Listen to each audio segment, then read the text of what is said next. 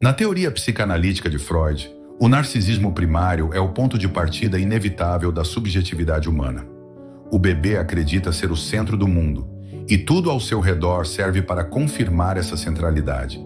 No caso de Donald Trump, esse narcisismo não apenas foi mantido além da infância, mas foi reforçado por um ambiente familiar e social que o promoveu como condição de sobrevivência psíquica e estratégia de poder.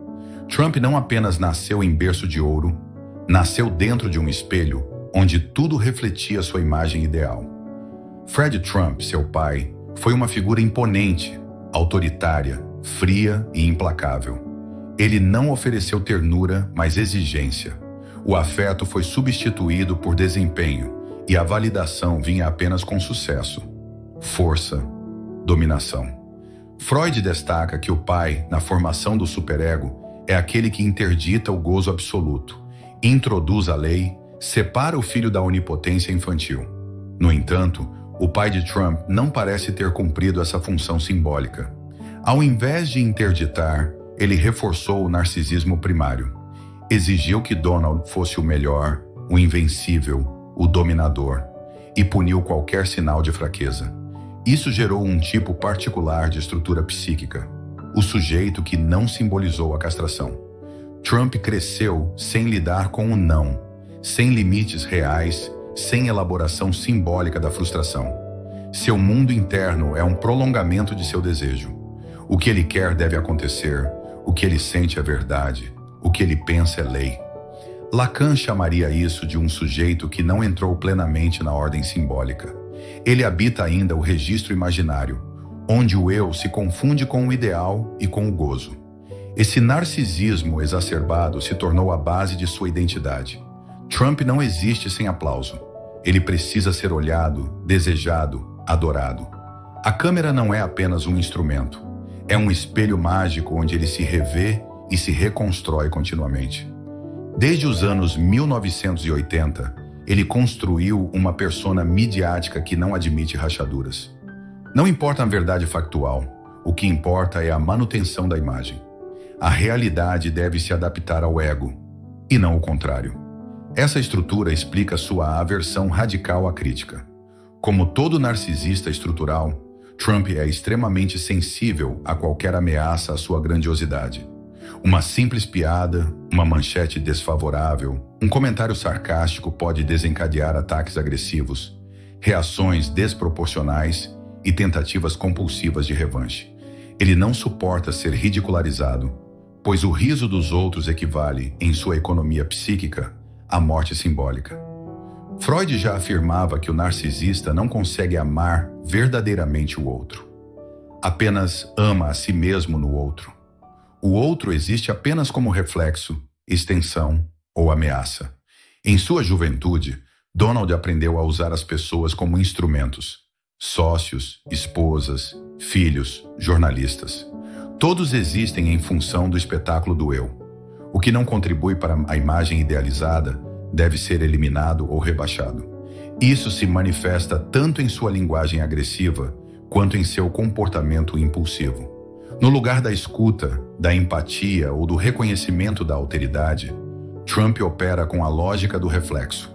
Ele precisa ser o maior, o melhor, o mais poderoso. Sua infância, marcada por uma espécie de educação militar narcisista, reforçou isso como um imperativo.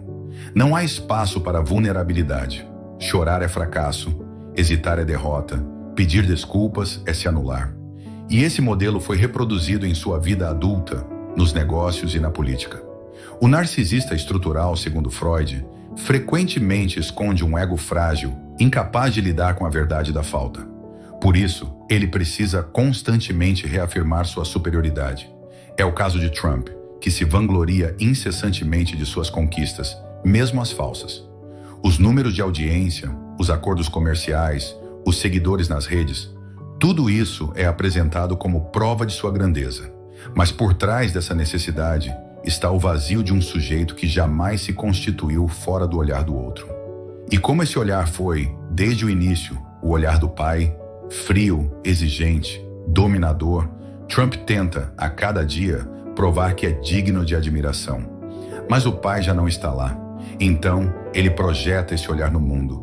O povo americano, a mídia, os líderes globais, todos precisam vê-lo como ele acredita que deve ser visto. Qualquer desvio, qualquer negação é vivida como ataque. E a resposta é sempre destrutiva. Assim, Trump não apenas representa o narcisismo moderno, ele é a cristalização viva de um sujeito que nunca saiu do espelho. E como todo sujeito aprisionado na imagem ideal, ele vive em constante tensão entre o brilho e a quebra. Sua trajetória política é, nesse sentido, menos um projeto ideológico e mais um drama psíquico.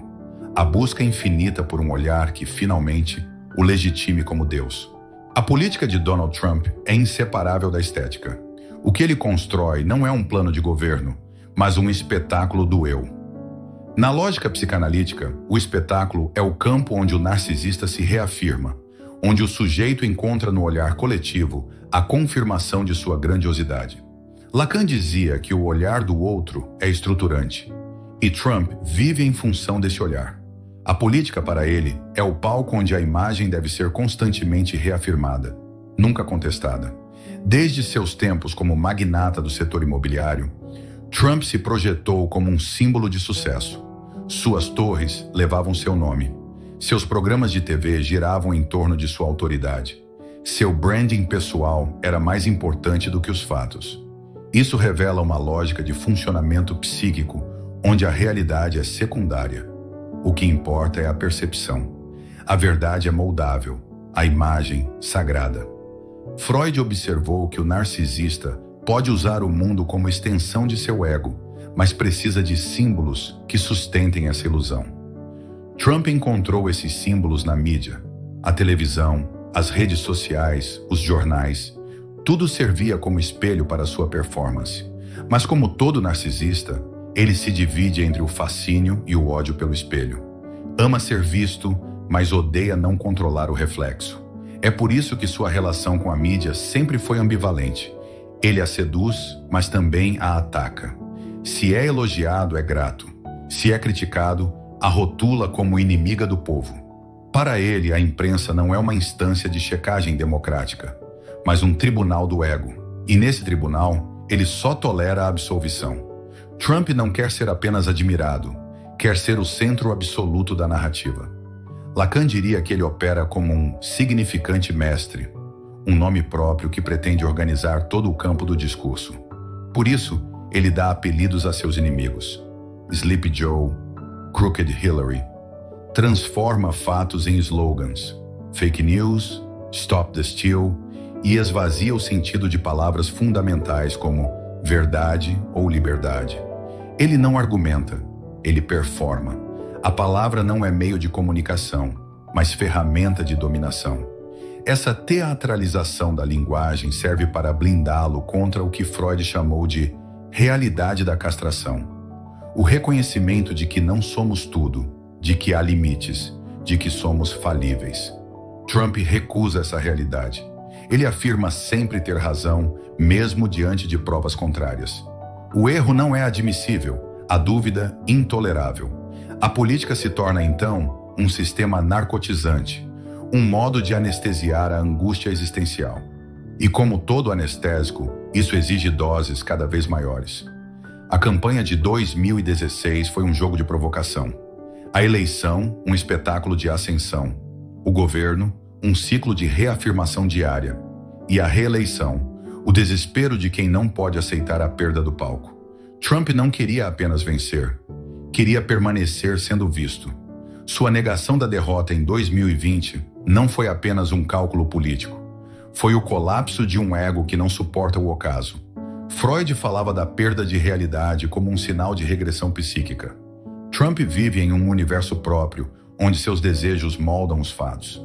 Ele projeta sobre o mundo suas fantasias e qualquer dissonância é tratada como ameaça ou mentira. A realidade objetiva é substituída por uma realidade psíquica, onde ele é sempre vitorioso, sempre amado, sempre certo. Seus comícios, nesse sentido, funcionam como sessões de espelhamento coletivo. Ele se alimenta do aplauso, do grito, da reverência. O povo se torna sua plateia e também seu espelho. e, por extensão, seu ego expandido. Não há diálogo, há monólogo. Não há debate, há repetição. As massas não são interlocutoras, mas reforços psíquicos de sua persona idealizada. A política, portanto, não é meio de transformação do mundo. É ritual de sustentação do eu. Os gestos de governo são encenações, os decretos são performances, os discursos são roteiros. Freud dizia que o neurótico sofre de lembranças, o narcisista de insatisfação eterna. Trump é o insatisfeito estrutural. Sempre quer mais atenção, mais amor, mais domínio. E como esse desejo é insaciável, ele vive preso em sua própria peça, sem fim e sem pausa. E assim, a mídia, a política, o povo e até os inimigos tornam-se personagens secundários de um drama cujo protagonista exige aplausos a cada cena. Ele não governa, atua. E ao atuar, busca esquecer que, sem plateia, talvez não saiba mais quem é. A estrutura paranoica, segundo Freud, surge quando o sujeito não consegue lidar com os conteúdos internos inaceitáveis, desejos, medos, pulsões, e os projeta no mundo exterior. O que é intolerável em si torna-se visível no outro. O inimigo externo, então, passa a ser o depositário simbólico de tudo aquilo que o sujeito recusa reconhecer em si mesmo. Donald Trump é o exemplo vivo dessa dinâmica.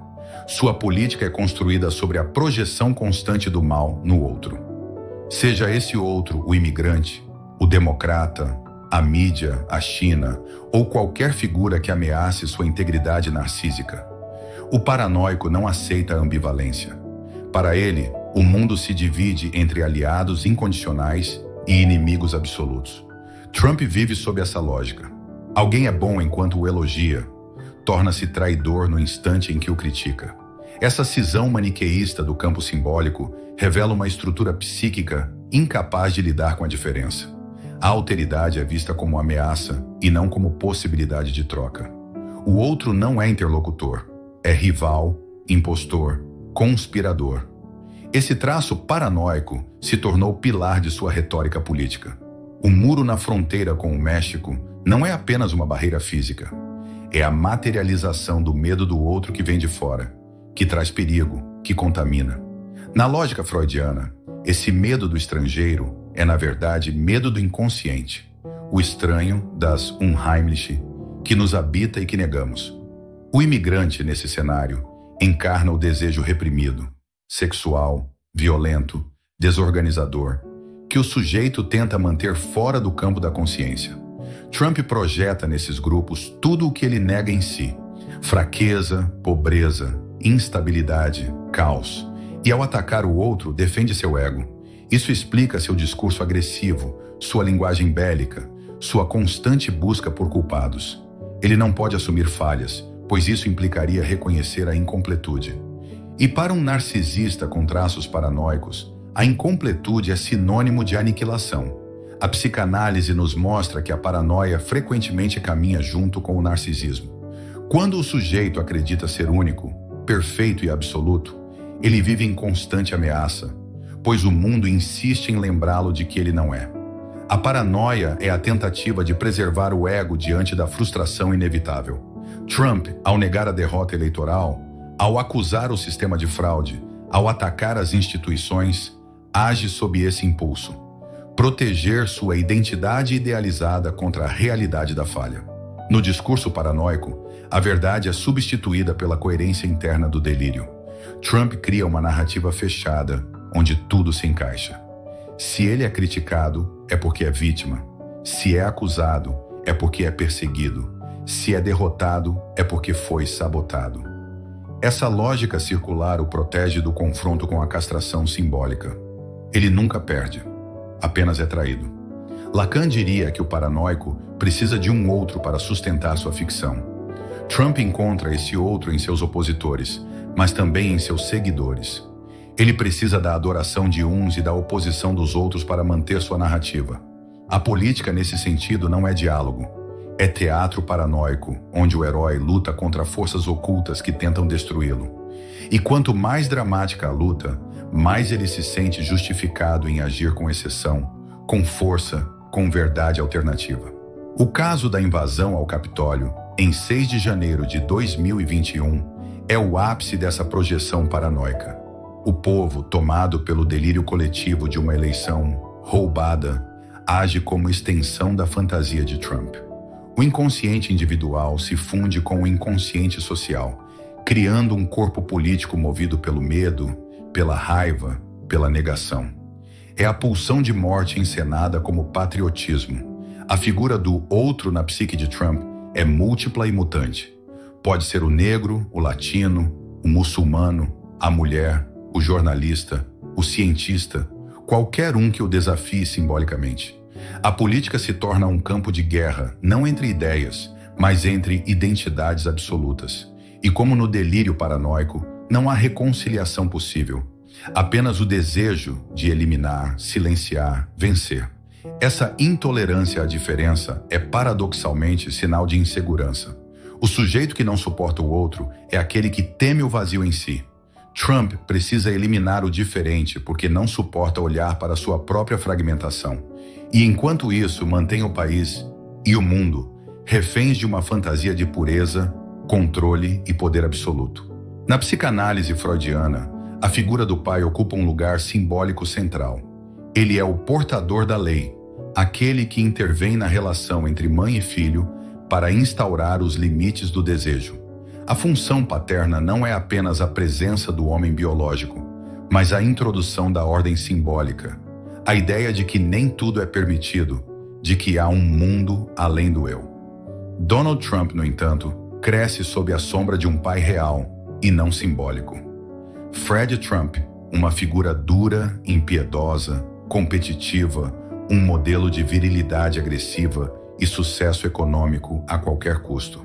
Em vez de encarnar o pai que introduz a lei simbólica, Fred funciona como superego cruel, uma instância que exige perfeição absoluta, força contínua e vitória constante, sem espaço para fragilidade, erro ou afeto.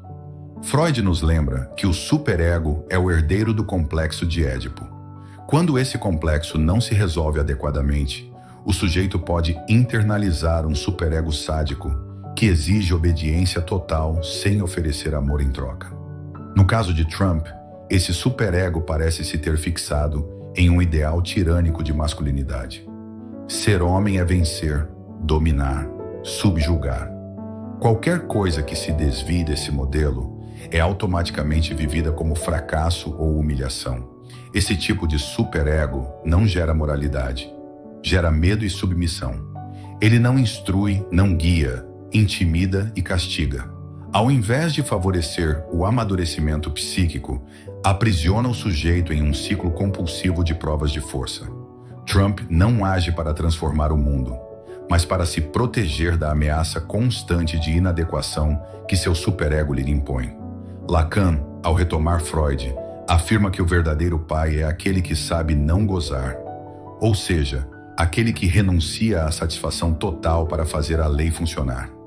O pai que tudo pode, que tudo toma, que tudo exige, este é um impostor, um simulacro, uma caricatura perversa da função paterna.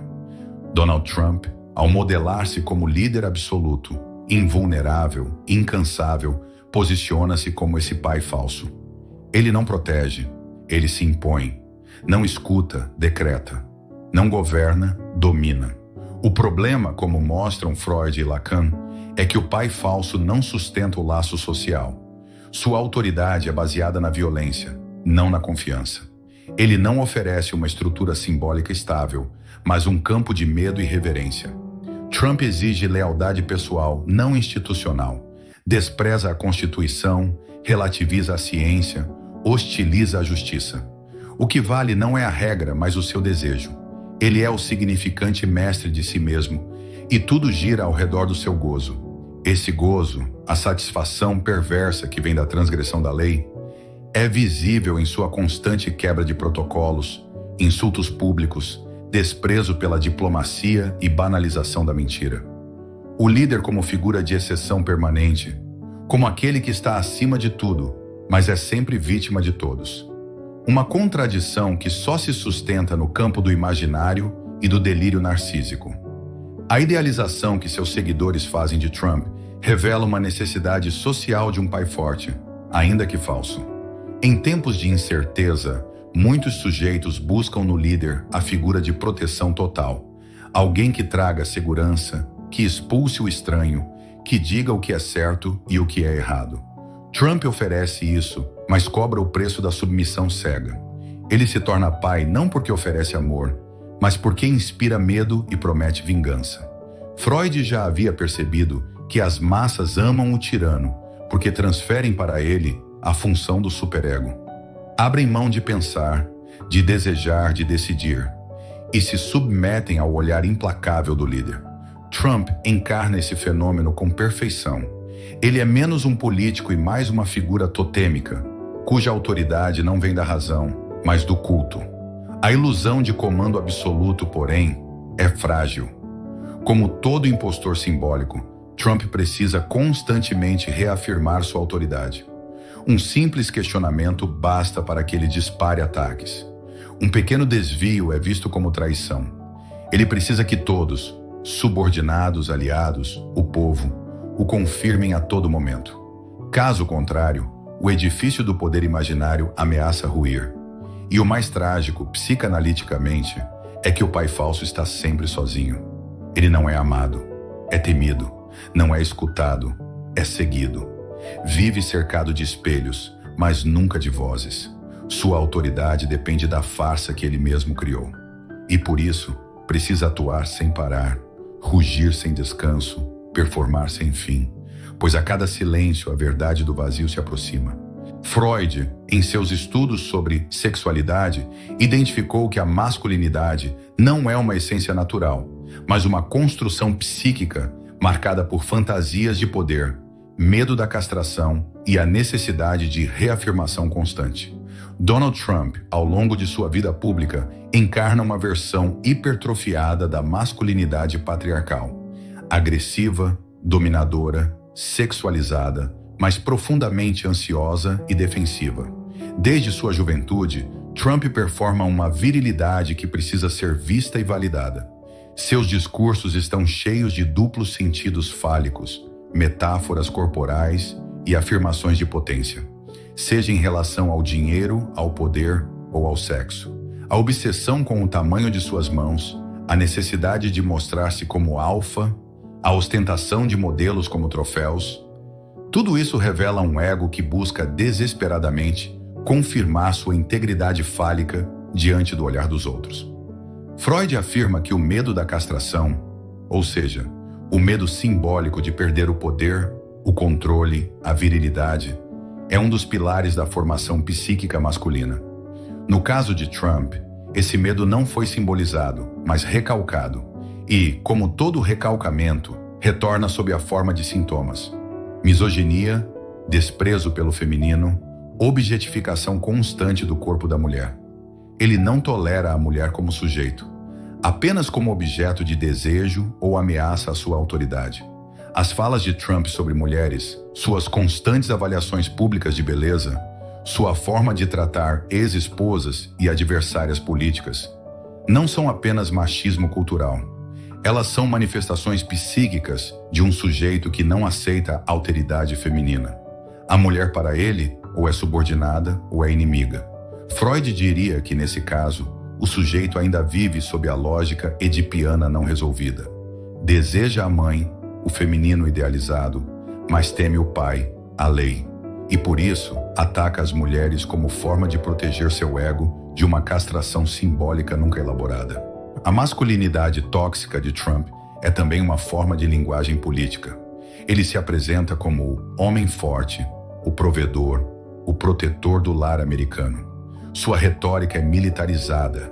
Ele quer construir muros, punir traidores, armar cidadãos, esmagar inimigos. A linguagem do confronto substitui a da mediação. O diálogo é sinal de fraqueza, a conciliação de rendição. Lacan interpreta o falo não como órgão biológico, mas como significante do desejo, algo que representa o lugar de poder simbólico no campo do outro. Trump tenta encarnar esse significante de forma literal. Seu corpo, sua voz, Seus gestos são montados para representar potência. Mas por trás dessa imagem inflada, há um ego em constante risco de colapso. A virilidade performada é, na verdade, sintoma da impotência simbólica. É por isso que Trump se envolve em brigas públicas, insulta adversários, compete com tudo e todos. Ele precisa vencer porque perder é morrer. Morrer como homem, como líder, como símbolo. E como ele não admite fraqueza, precisa projetá-la nos outros. Os democratas são frágeis, os imigrantes são criminosos, as mulheres são histéricas, os jornalistas são covardes. A identidade masculina dele se constrói no rebaixamento do outro. Essa construção também molda a relação com os seus seguidores. Trump se torna o modelo ideal da masculinidade para um público que também se sente ameaçado. Homens brancos, muitas vezes de classe trabalhadora, que percebem estar perdendo espaço em um mundo em transformação.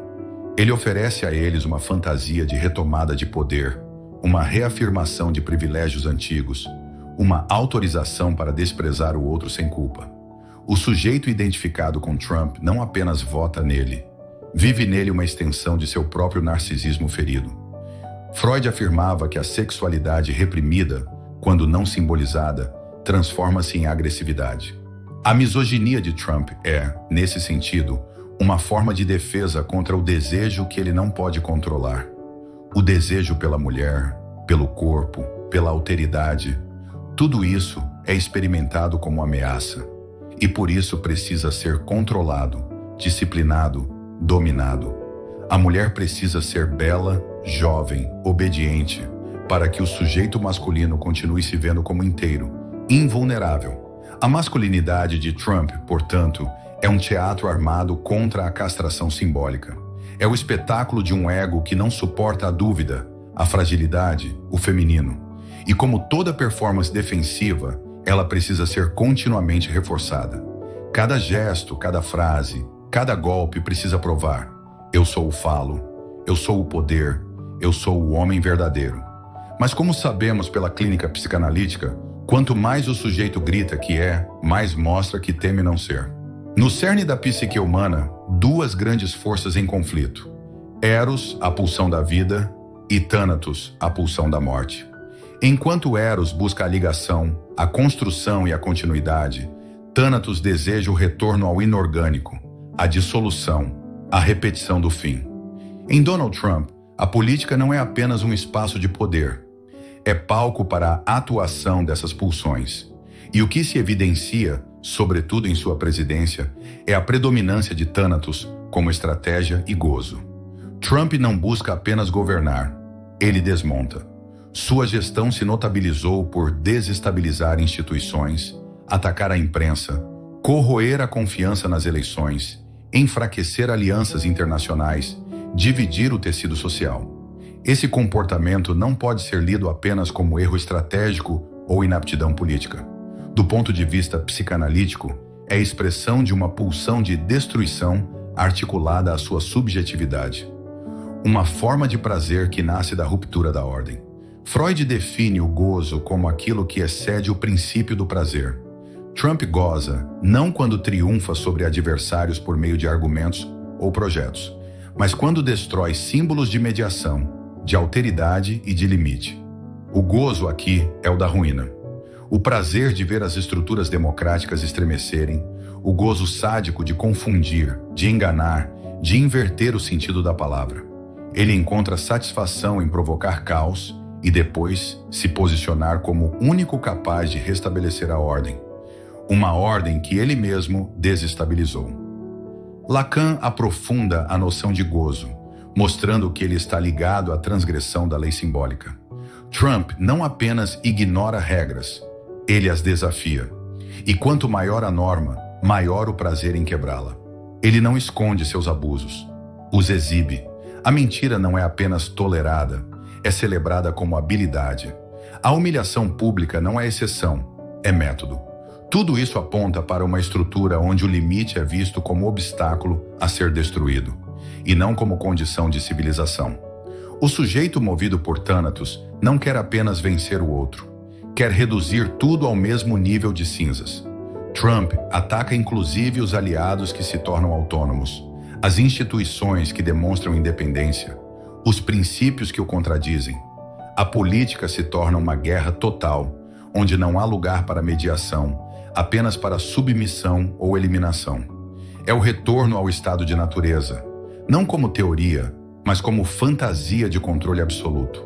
Essa dinâmica também serve como combustível psíquico para sua base de seguidores.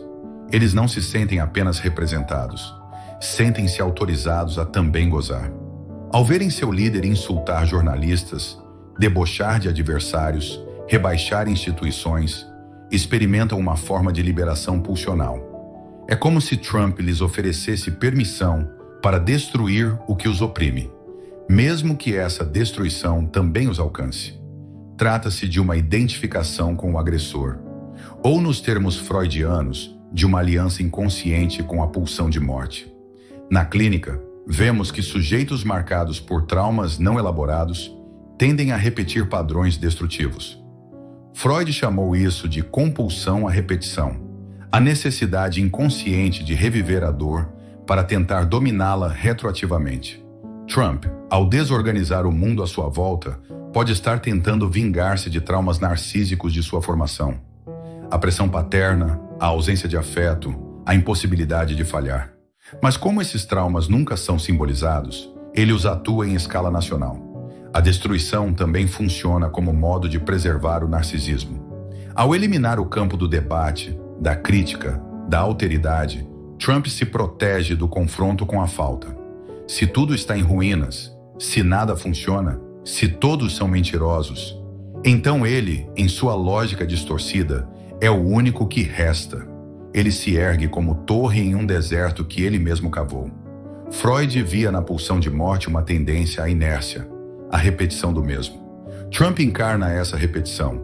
A cada crise, o mesmo discurso, a mesma recusa da culpa, a mesma transferência da responsabilidade. Ele nunca evolui, nunca aprende, nunca cede. Permanece fixado em um ponto psíquico, onde a única resposta possível ao desconforto é o ataque.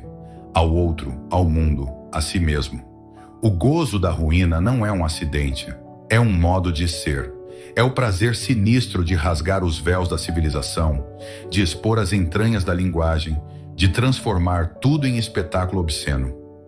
Trump governa como um sujeito que não quer curar o trauma, mas se vingar dele. E para isso, arrasta consigo uma nação inteira, não rumo ao progresso, mas rumo à encenação infindável do colapso.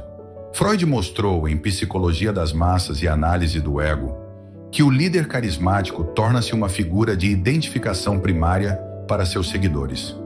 Um ponto em que todos os egos individuais se fundem por meio do amor e da obediência.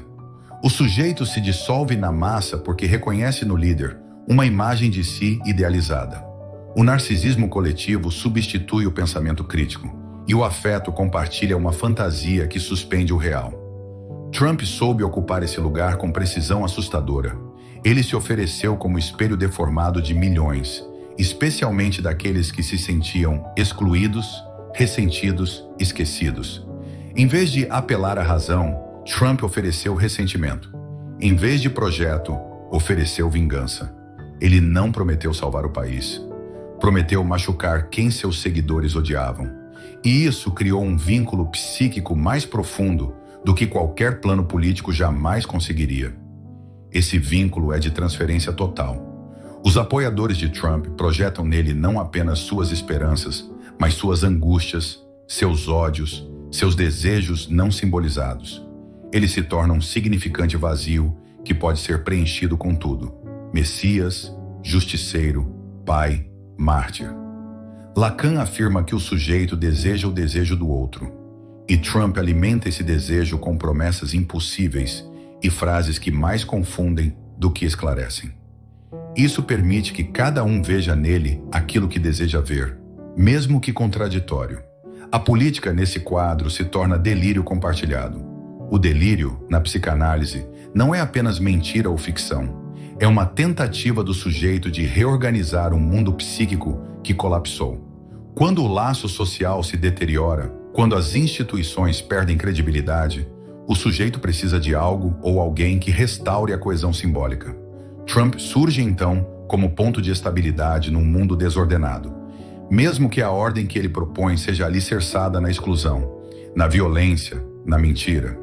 Essa ilusão de coesão psíquica é reforçada por rituais, símbolos e linguagem.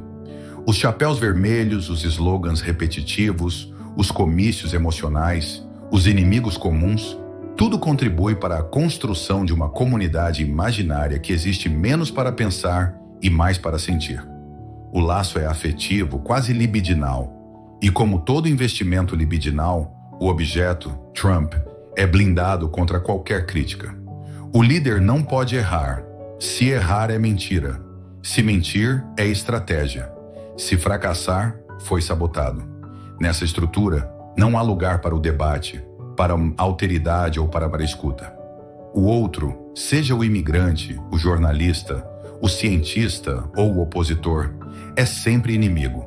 E o líder, ao invés de operar como mediador simbólico, reifica o antagonismo, alimenta-o, intensifica-o, capitaliza politicamente sobre ele.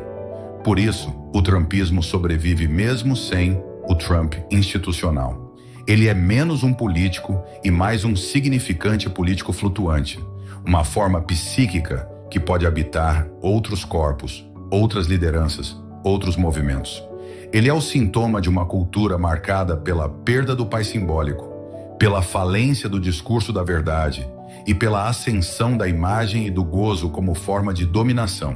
Conclusão final. A análise psicanalítica de Donald Trump revela um sujeito aprisionado em sua imagem, cuja estrutura narcísica extrema exige adoração constante e nega qualquer forma de limitação. Desde a infância marcada por um pai dominador, passando por uma vida pública construída sobre a fantasia da invulnerabilidade, até sua ascensão política como líder messiânico de massas ressentidas, Trump encarna o drama contemporâneo do sujeito que não simbolizou a castração. Ele não governa, atua, não argumenta, impõe, não escuta, ataca. Sua relação com o real é mediada pela fantasia. O outro é sempre ameaça, a verdade é sempre manipulável, o poder é sempre pessoal. Seu superego não guia, mas persegue. E sua pulsão política não é erótica, é tanática, marcada pelo prazer em desestabilizar, colapsar, dividir. Mais do que um indivíduo, Trump é um fenômeno psíquico coletivo, um espelho onde milhões projetam seus desejos mais recalcados e suas angústias mais profundas. Ele não apenas representa um projeto político, é o sintoma de um mal-estar civilizatório, o colapso das mediações simbólicas, a ascensão do gozo sobre a razão, a substituição da política pelo espetáculo. Para a psicanálise, Trump não é um enigma, é um espelho de nós mesmos. Um sujeito que mostra com brutal honestidade o que acontece quando a política se torna palco para a desintegração do laço social e quando o ego infla tanto que já não vê o outro, nem o mundo, nem o limite. Na tentativa de tornar-se Deus, Trump revela a fragilidade última do sujeito que recusa ser humano, aquele que, para não falhar, precisa destruir tudo à sua volta.